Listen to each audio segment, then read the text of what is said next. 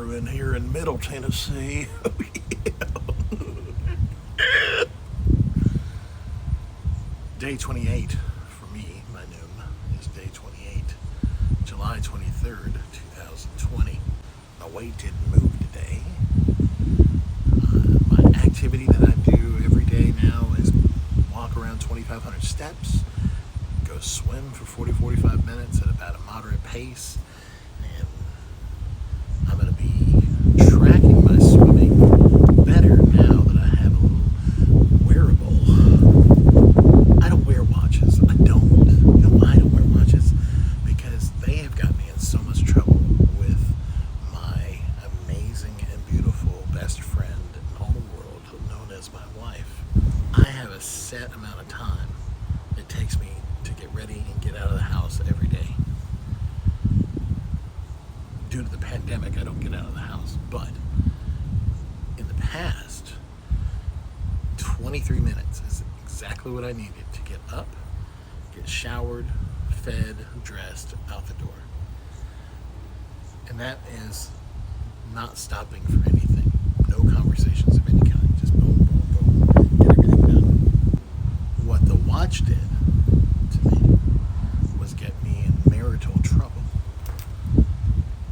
My wife has 3 tones when she speaks. She has the informative tone, she has the conversation tone, and the argumentative tone. As I'm getting ready, my wife will take it upon herself to tell me things that she wants me to know.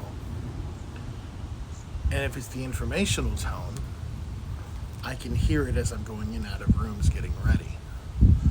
But if it's the conversational tone, I inadvertently would look down at my wrist, which would cause her to change and stop right there and go into argumentative tone. Oh, you need to see if you got time for me?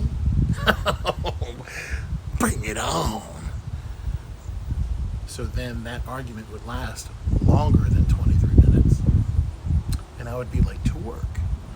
So, to save everybody, the least stressful decision was to not wear a watch. I'd done that for many years, not wear a watch to save my marriage, to get out of those argumentative tones as much as I can.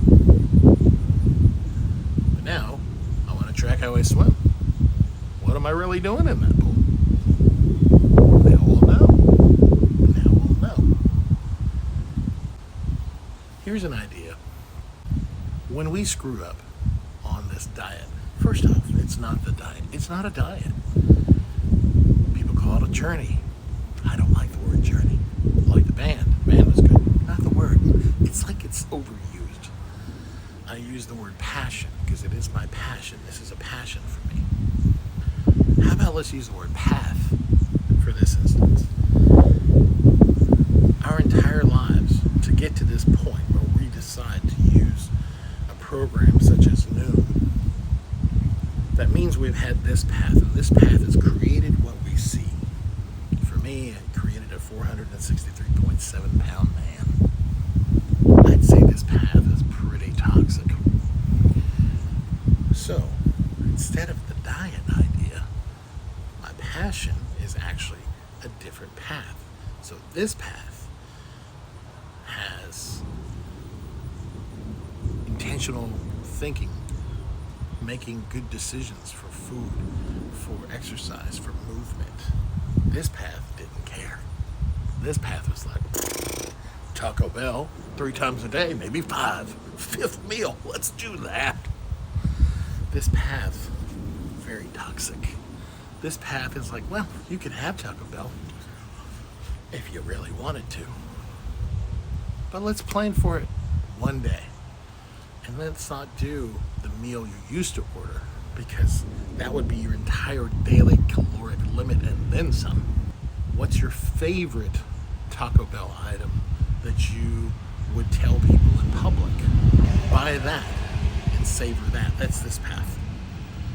This path, we don't care. But this path created this temple, and this path to change how this temple's foundation runs. So on this path, let's try something. When we screw up, as we will, instead of justifying the bad decision to make more bad decisions and say, well, I've already done screwed up. You know what we need to do? We need to just go ahead and have a blowout today. We need to go ahead and just have a bad day, just a cheat day. Let's do that. Instead of that, this path would be, okay, we screwed up that meal.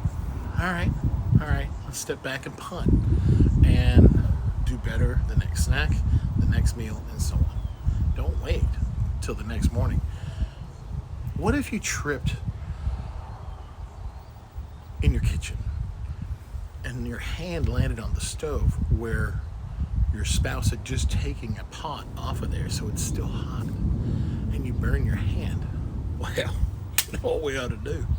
We should go ahead and burn our other hand. That's what we ought to do. Burn our feet too, and our knuckles. Let's burn some knuckles. Or we take the hand off and we fix the tripping hazard, and we fix the hand and we move forward. Yeah. So instead of justifying screwing up the entire day, which could lead to more days and weeks and months and the entire path as we know it, let's just get back on the track. The very next meal, the very next snack. That seems like the least stressful thing to do. Acknowledge we screwed up, move forward. Make plans. Make a plan B, right? When you stray off of your plan A, have a plan B. Not go back to this one. But that plan B would be to go back to plan A and say it's okay. Don't skip a beat, just fix it the next meal. And if you need a plan B for plan B, have one. And that plan B would make you go to plan A. Let's not make this harder than it already is. And sometimes our metrics don't move. Our metrics just stay the same, which can cause this path to look good again. But this path should make plans for the metrics to stay the same or even go up. This path constant is making the right decisions as many times as possible. This path could care less.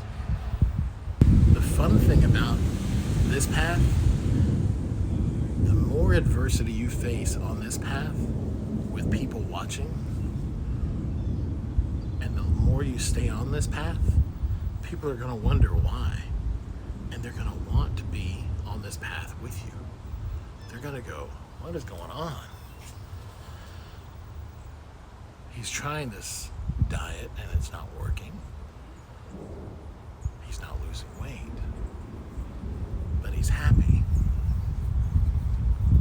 There's something going on that path. I wonder if that path would work for me.